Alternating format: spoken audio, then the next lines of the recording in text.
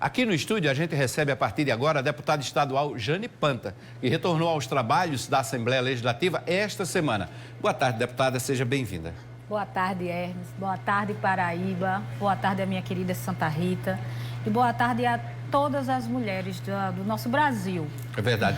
A senhora passou por alguns momentos difíceis de saúde, porque, de repente, do nada, e a senhora é médica, né? O seu esposo também é médico. A senhora descobriu que tinha um câncer de mama. Como é que foi o impacto nesse momento? Aí eu já pergunto para fazer uma pergunta bem mais do segmento mesmo da medicina. É menos impactante numa pessoa comum, um profissional da saúde, receber uma informação dessa? Olha, Hermes, eu diria que não. É igual a qualquer outro ser humano, seja ela da área de saúde, seja de qualquer área. A palavra câncer, ela já é um impacto. Exatamente. Ela já é impactante. Mas, no meu caso, o impacto, para mim, ele foi maior porque, assim, eu tinha acabado de sair de uma eleição, eu fui a mulher mais votada da Paraíba, eu estava cheia de planos. Então, isso não me passava em nenhum momento pela cabeça que vinha qualquer enfermidade, que dirá o câncer. E quando eu tive esse diagnóstico, o primeiro momento é muito impactante, mas a primeira decisão que eu tomei foi que eu deixei de ser médica naquele momento e passei a ser paciente. Porque se nós que conhecemos a medicina, o pouco que nós conhecemos, né, que a medicina é muito vasta, se a gente começa a querer pensar como médico, a querer pensar todo o mecanismo dessa patologia, você não vence. Você só vai fazer o bicho maior ainda do que o que ele é. Então, a partir do momento do diagnóstico, doutora Jane deixou de ser doutora e passou a ser a paciente Jane Panta. Tá. E a senhora descobriu de que forma? Foi exame rotineiro ou apenas começou a sentir algum tipo de sintoma diferente? Isso é importante que as mulheres escutem. Eu não sentia absolutamente nada, absolutamente nada. Mas uma coisa que eu nunca deixei de fazer foram os meus exames de rotina. E por incrível que pareça, justo neste ano, eu tinha acabado de sair daquela correria de eleição, eu tinha dito assim, esse ano eu não vou nem fazer exames de rotina por enquanto, eu vou descansar. Que a agenda estava corrida, né? Que a agenda estava corrida e eu até falei assim, vou curtir, vou pegar meu marido e vamos viajar, vamos dar uma descansada. E aí eu tive um sonho. Sim.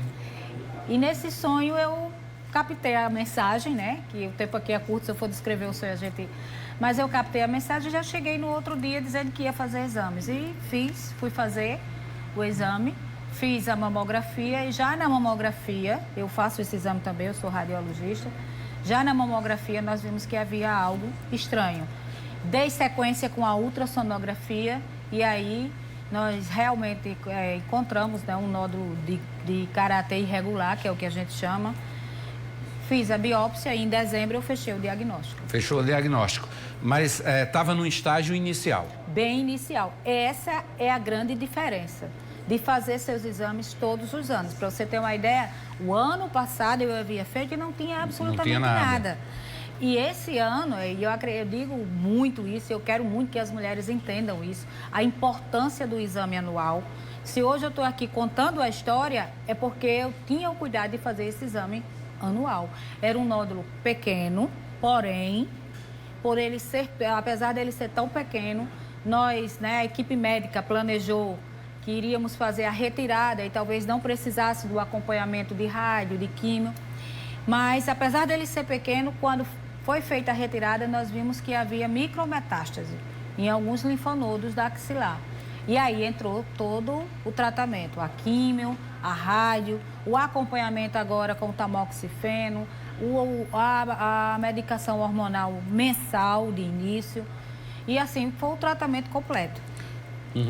A senhora falou no momento em que deixou de ser médica e passou a ser paciente, mas também tem toda a rede de apoio, né? A começar da família. E qual é o impacto disso para o paciente?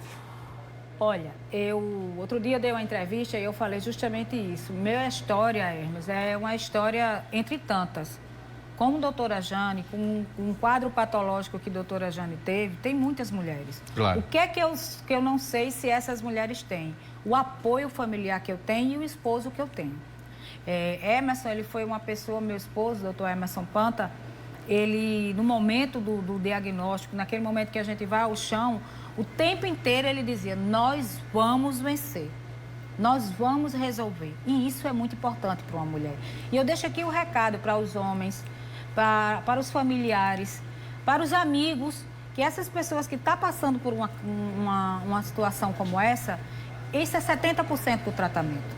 Eu tive um marido que se despiu da sua vaidade e quando eu perdi meus cabelos, ele raspou a cabeça. Né? E Emerson é uma pessoa pública, vê o impacto que isso tem. Meu filho raspou a cabeça. Eu tive amigos que praticamente passou a morar na minha casa para me dar apoio. Então, essa rede de apoio é fundamental, é muito importante.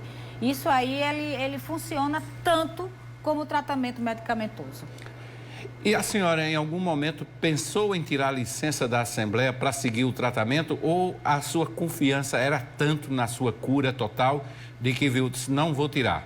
Sinceramente, eu não pensei. Em momento algum, nunca me passou pela minha cabeça que fosse dar algo errado. Eu sempre fui uma mulher de muita fé. Eu sempre tive muita fé. Eu sabia que eu ia passar por momentos difíceis, e foram momentos difíceis. É tanto que, às vezes, eu sentia, todo dia tem seus altos e baixos. E mesmo nesse dia de altos e baixos, eu dizia assim, Jesus, eu estou chorando, mas eu não estou reclamando. Eu quero viver, eu quero lutar, eu só preciso desse tempinho. E se eu tirasse licença, Hermes, ali, era como se eu estivesse me entregando. Eu aceitei a doença, mas eu não me entreguei à doença. E isso foi fundamental. Posso lhe perguntar quantas sessões de químio e de rádio a senhora fez? Eu fiz 4 sessões de químio e fiz 25 sessões de rádio. E elas foram fundamentais nessa recuperação? Com certeza. Ainda continua sendo medicada? Agora eu estou na fase da medicação diária, que é o tamoxifeno, e uma vez por mês eu tomo uma injeção hormonal, que aplica-se na região abdominal, chamada Zoladex. Certo. E quando foi que a senhora recebeu o diagnóstico, que é um documento científico de um médico, de um profissional, dizendo que a senhora estava curada? Na realidade, quando a gente retira o tumor, né, até o meu oncologista ele dizia assim, aí dentro de você já não tem mais nada, nós já retiramos. O que nós precisamos fazer agora é um tratamento de reforço para que estas células não voltem a crescer. Então, a partir do momento que você faz a retirada do tumor, eu retirei todo o tumor, toda a célula cancerígena que está ali. A químio, a rádio e esses medicamentos é para evitar que qualquer célula que possa ter ficado, ela se multiplique. E isso não só para mim, como para toda mulher. Cura de câncer, a gente só pode dizer que está livre disso, no máximo 5 a 10 anos, porque é o tempo para que ela possa vir a proliferar, o que ficou. Mas hoje, é como eu digo, o medicamento, doutora Jane hoje não precisa mais estar carequinha, né? Que o cabelo caiu, não precisa mais estar debilitada porque tomou uma químio ou está debilitada porque tomou uma rádio, porque o tratamento agora ele é hormonal e medicamentoso, né? Por via oral, de 5 a 10 anos. Ok.